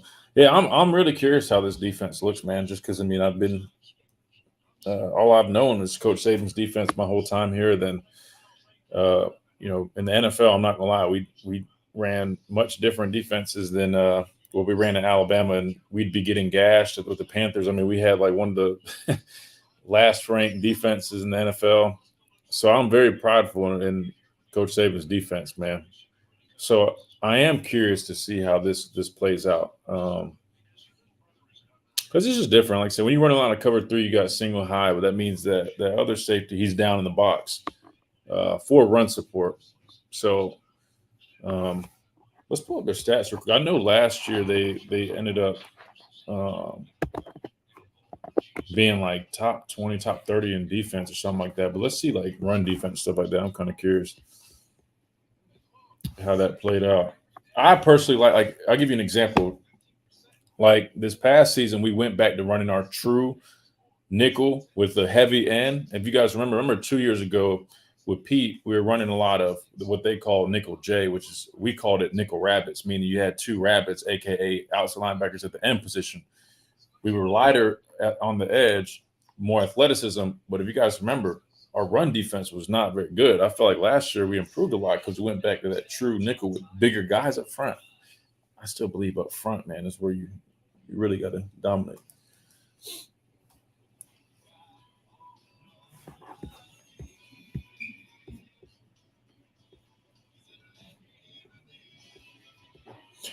And welcome back to this. Sorry, I had to fix that real quick. Welcome back to this Thursday edition of the Miller's Edge right here on Tide 100.9, 12:30 a.m. WTBC. Sorry, my dad was finishing up a bite, so I had to take over real quick last minute. And I was still trying to get everything situated.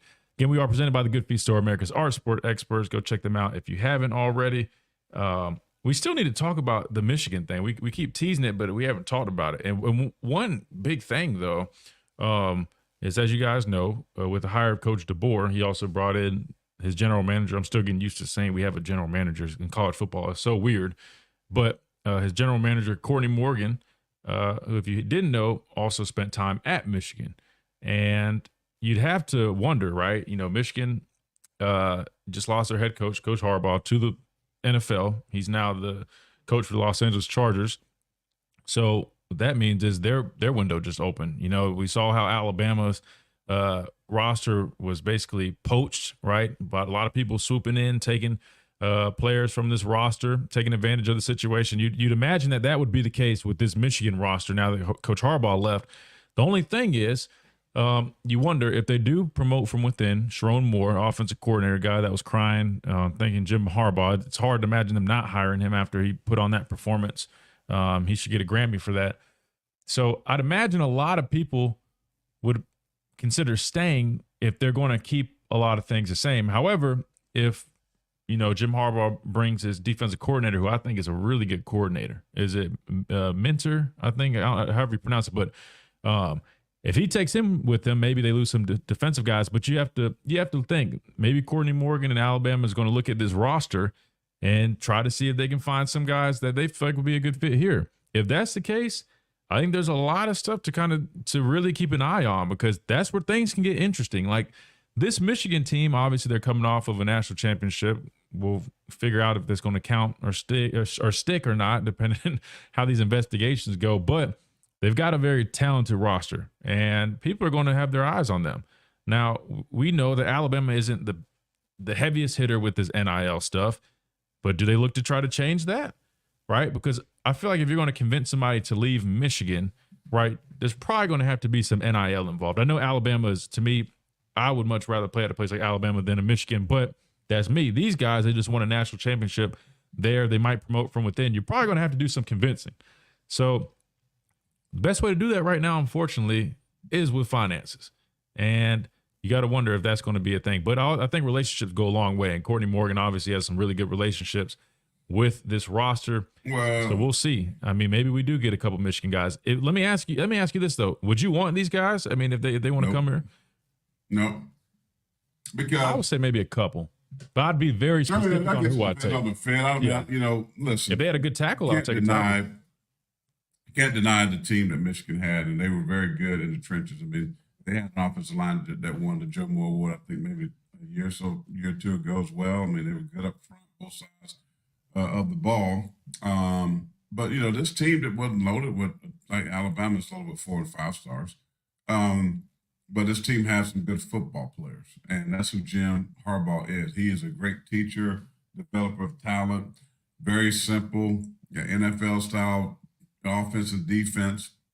I don't know. They might be 1 or 2 guys. I don't think they're going to have the mass exodus like Alabama had, because this is not Nick Saban. I mean, this is not what Alabama just did, right? Right. And I think that's why I think it's crucial by hiring Sharon Moore, the offensive coordinator. You mentioned the crying and thanking Coach Harbaugh and when he was suspended and all that good stuff. Great performance. Almost seemed calculated. Yeah, that was a great performance. I mean, he needs to get into acting, right? He looked like Denzel. Really, I mean, Coach It was good.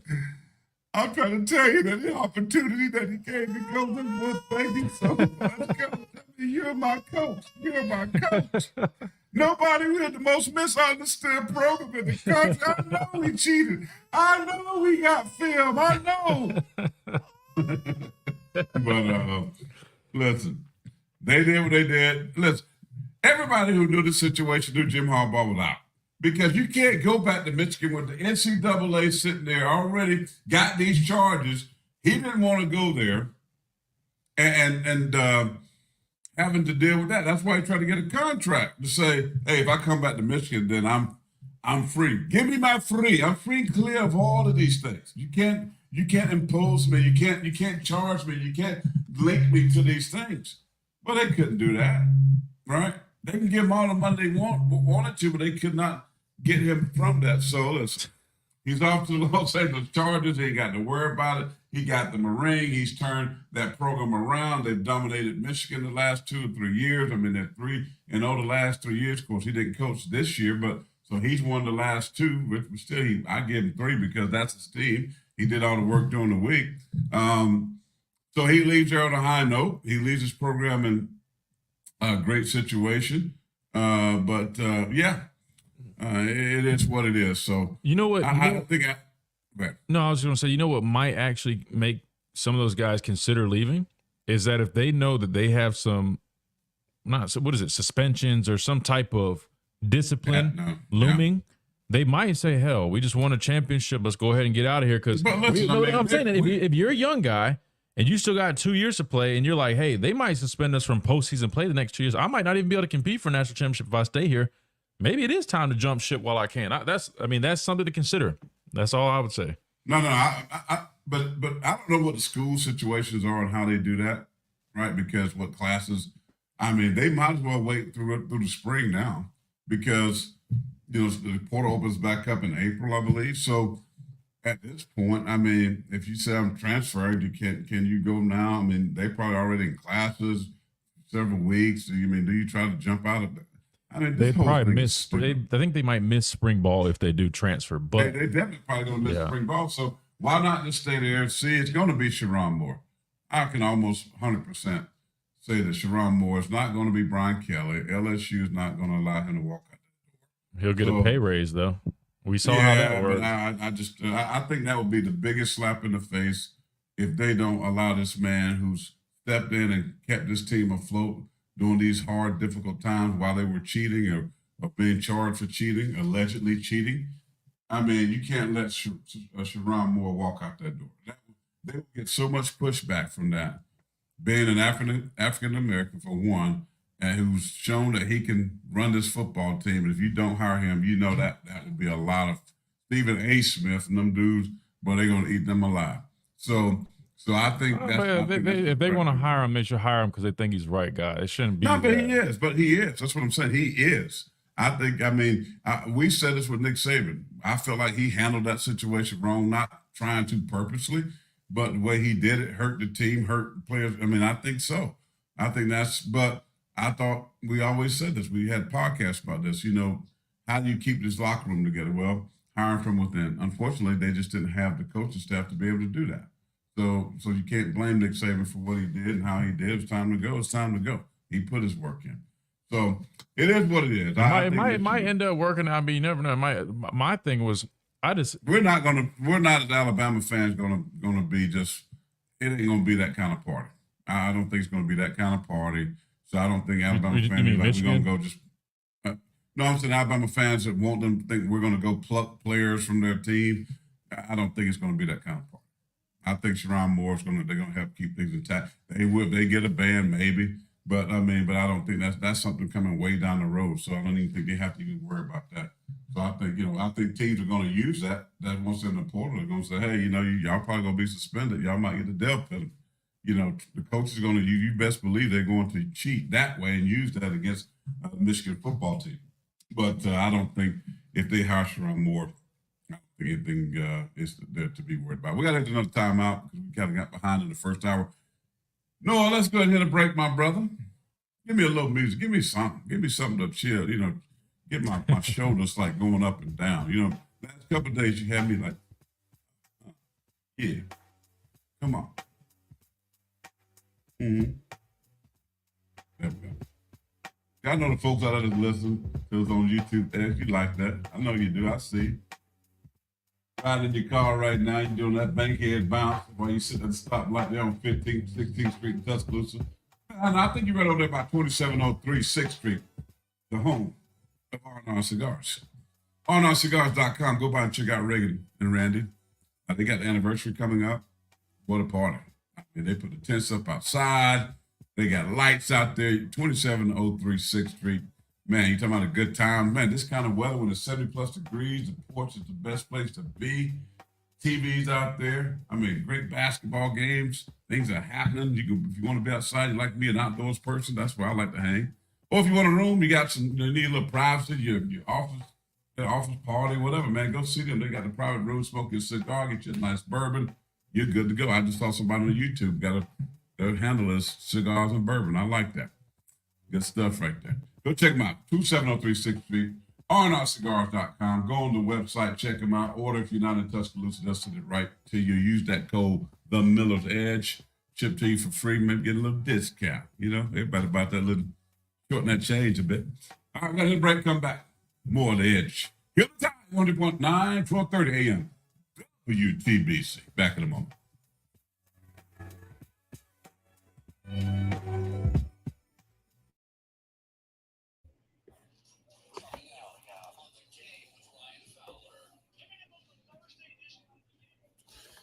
All right. Let's see. I think we got one more segment. Let's see.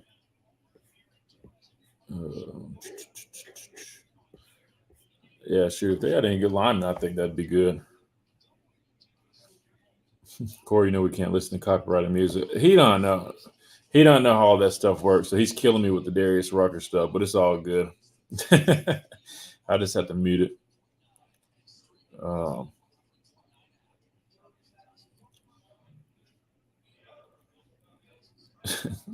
Guns. No, man, I go to the gym before I come to the show, so I always got these stringer tank tops. I look like a tool. I'm sorry. It gets hot in the studio, but then now I'm getting cold when I'm about to leave, so I'll put the jacket back on. Let's see. Corey, didn't you say Saban gave up on Bama? I remember you saying that. No, he didn't say that. No. He didn't say that he gave up on Bama. No, he just was saying he thought he didn't leave them in the best spot the way he left. Which, I mean, I get the point, but like he said, though, I mean, Coach Saban's entitled to whatever he wants to do, man. He's put in his time and given us more than enough. Plus, I mean, I think it's obvious. If you had a guy like Kirby on staff or somebody you just promote from within, I think they would have just simply done that. But, again, I think it's going to work out well, man. This is going to look a little bit different with Coach DeBoer. I mean, it's a lot different than Coach Saban. I'm really curious to see kind of his process in terms of how they operate and do things. But I think players are really going to like him, man. He's a very likable guy. And just his coaching style is a lot different than Coach Saban. So I'm really curious to see kind of once they get practice and stuff going. Carter projected on offense or defense? That's a good question. Just looking at that outside linebacker room, I mean, again, you got a lot of guys in the room.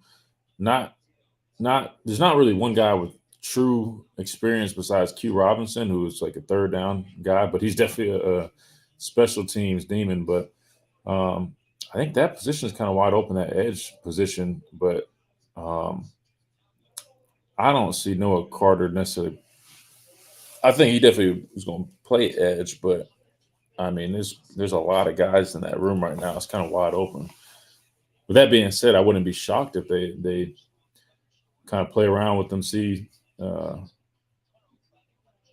he can do at some other positions, whether that's on defense or on offense. I mean, maybe even look at him in one of those kind of off the ball linebacker positions, just because he's so athletic.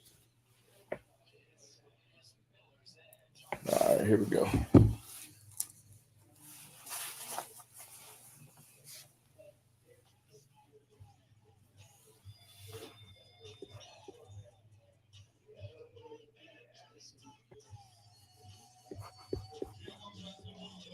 Tide 100.9, 12:30 a.m. Yeah, TB. There you go, Noah. That's how you get the old man hyped up, bank head bouncing up in here in the kitchen doing my thing. Makes me want to go right and talk to one of my favorite people in the world. He's one of my favorite people. Yeah. This brother right here, rain, sleet, or snow on the ground. He's out listening to the Tide 100.9. He's one of my favorite people, taking beautiful pictures. His name is Ellis. Folks, in case you don't know him, Ellis, one of the best people in the beautiful world that God created. Ellis, happy Thursday, sir. Welcome in. Yes, sir. Roll Tide. Roll Tide, Ellis. Tide. We took the booger eaters down last night. The Booger Eaters went down twice last night on the basketball court and Ryan Williams. Yeah. Yeah. Roll Tide. Roll I just Tide. love that. They thought they was going to stroll in down there at Tuscaloosa and take off with the wind, but we showed them otherwise. What exciting! I mean, I watched it at home, but Oh, man, I was it feel exciting. the energy from them players like I've never seen all year long. I mean, Alabama, we talked to Chris Stewart on yesterday, and I talked about the lack of energy especially on the defensive side, right? And we knew that all one of the highest scoring teams in the conference. They had players. But this defense, man, the energy, the hard hats. I mean, they even had that dude Willie out there doing his thing. I mean, it was an amazing atmosphere. I mean, I felt the energy. I don't know about you, but I felt the energy. Oh, I felt the energy because I had the energy going in here in the house. I was on the I was on the edge of my recliner, Hmm. giving it to it. Roll Tide. Roll Tide. They did that thing. They tied for first down in the SEC. And if they can continue playing defense that way, they can win this thing again. But, but unfortunately, what we've seen is inconsistency. And I think Nate Oates, head coach, himself has talked about that. How can he get this basketball team to be more consistent on the defensive end? And, getting those 50-50 balls on the floor. And they did a wonderful job of doing that last night. Well, then they shot the heck out of that 3 ball. Was it Griffin? What, 11 what was it, 11 3-pointers last night? Something like that. I know is it Rylan Griffin? Is that who that was? Griffin is my dude, man. That dude Griffin is a sharpshooter. I mean, that dude is nice. Yeah. Is that who was making all those shots? I mean, that dude was lights. What his out first for 4 shots were 3-pointers, I think. Yeah, and then if you remember against Tennessee, I think we only had 4 total 3-pointers made, something like that. But yeah, Griffin was on fire, man. He couldn't miss, and as usual, Mark Sears. He's a bucket driving to the basket. Grant Nelson, man, I'm trying to the jury out on him, bro. I know. I'm not gonna lie to you. I'm trying to get on board with him because he has the potential, man. It's just I think he's still trying to put it together. Yeah, and I think he's so big, but he can't really play in the paint. I don't feel like, and he's still figuring it out. But hey, although he made that putback dunk, that dunk, and then those critical free throws at the end was huge. Absolutely, got to give him credit there. But I was excited about it. We got the LSU Tigers this weekend, haven't we? Yep. Yeah, hopefully Saturday. get them lights fixed. I don't know what's going on with the lights. Yeah, that was weird. That was crazy. And you was there last night, wasn't you, Christian? Yeah, I was, and I was traffic had me late, so it was actually nice. I hate to say this, but lights actually helped me not really miss any time because they had the delay. But it was weird, man. Lights were ratting up, but they got it fixed, and if anything, that's more reason that we probably need to go ahead and start building that new, what do you call it, Coliseum or gym? Yes, I think those guys. We got to get some more 5 stars first. But dude, we just they just put out a video. We got 2 McDonald's All-Americans, man. Coach Oates is doing his thing, man. We got the players. We've been doing. They've been producing those guys. In my opinion, I'm talking about football 5 stars. Oh! You're saying we need to utilize that money elsewhere? Yeah, man. Yeah, well, we need to get more people to join Yay Alabama. They need to just make a collective for the state. They need to make a collective for the Coliseum or something. I mean. Yeah, I think the lights is like, man. But listen, that might have been a blessing in disguise, them lights going out, because Alabama, the start of that ball game was kind of ugly. So that little delay could have helped them regroup and kind of get their mind right. Because maybe they went on the tear. Bruce Pearl did joke around and said that they were doing it on purpose. He was just being funny, but I love that rivalry between the two of them. Obviously, there's a rivalry, Alabama, Auburn. The players always, you could tell there was a lot of emotion on the court, right? But just even the coaches, man, I'm not gonna lie. Him and Nate Oates, man, they always, it's like sometimes they're kind of throwing shots at each other. There's a great respect, but they definitely got some intensity between the two. Well, Nate Oates is Bruce Pearl's daddy. That's 3 in a row for the Tide. So as good as Bruce Pearl's done at the Booger Nation down there, the Booger Nation. I love it. You got me else. You got me talking crazy about Bug Nation. They might get a Bug Nation T-shirt and start making their own little collective money. There you go. Maybe we still need to get who was it? It might not have been you, but somebody was asking about if there's Miller's Edge stuff in the Alumni Hall. We need to get that done. Ellis is always giving us a nice Alumni Hall plug. Yeah, we got to get it done. This weekend, if you go into the game and you need to look Alabama-ish with good stuff, you need to stop by Alumni Hall down there. You heard the man himself, Alumni Hall right there in Midtown Village. Go get your officially licensed Alabama gear right there from Alumni Hall. They got the hat wall, Yeti products, all that good stuff. Go get you a hoodie, beanie, whatever you need right there at Alumni Hall. Or if you're not local, you can always go online to alumnihall.com, where the ultimate Crimson Tide fans like Ellis shop. Again, that's Alumni Hall. That's right. All Alabama. That's right. That's right. None of the bug stuff in there. No, not here. No bug merchandise. No, sir. No book merchandise in that store, but No, you need no, to no. get Christian to meet you there and go and tell them folks how great of a job and play them a clip of you shouting out Alumni Hall and say, "Give me my shirt." Go down and get you one of them. Help old boy Willie out because Christian was telling me that. Oh yeah, using the shirt to raise some money. I'm challenging all of our listeners to buy a shirt. Everybody's on YouTube after watching and to buy a Blitz Bama Blitz shirt and to go to Willie and that we can help their cause and get him a home. I'm fixing to be coming down here soon. I know I'm coming down when Tennessee plays Alabama down there in basketball. I know I'm coming to that. there you go. That'll be a good one.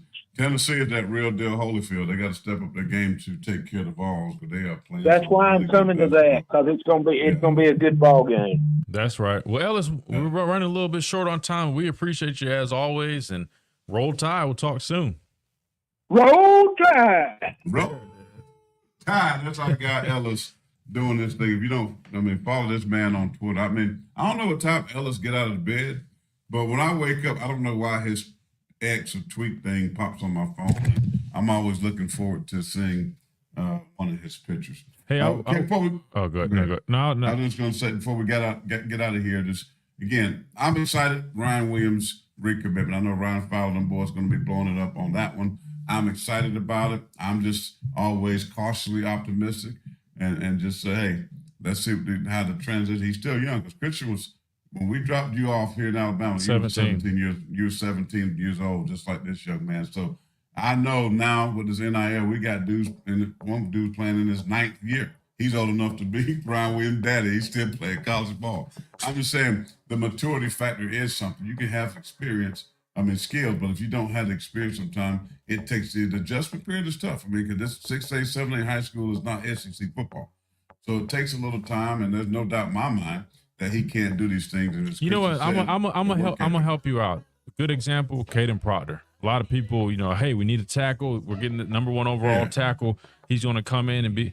We saw how that went. He went through growing pains. That's run him out of Bryant in the stadium. Yeah, no. That's where you're going with that. That's where I'm going. But offensive line is harder to play. Much harder. The physicality that you have to be, the strength and things like that. It's definitely a tougher position to play. I know. I just was trying to help you out. Yeah, I appreciate it, but it's hard. It's a hard thing to do because I know it's a hard thing to come in here and just coach. That's why I say what I say. It ain't the Pac-12. It ain't. This division is real. That's the reason why they say it just means more. Yep, that's right. All right, we got a free fall Friday tomorrow. Looking forward to that. Wherever you want to go tomorrow, you can go. Make sure you tune in tonight. If y'all want to watch some real basketball team tonight.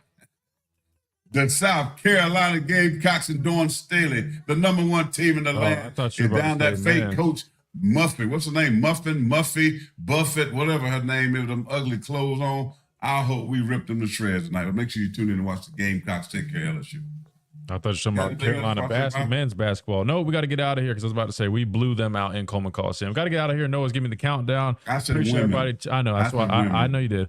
Appreciate everybody tuning in. This has been another edition of the Miller's Edge right here on Tide 100.9, 1230 a.m. WTBC and over on our YouTube channel at the Miller's Edge. Appreciate you guys. We'll see you guys next time.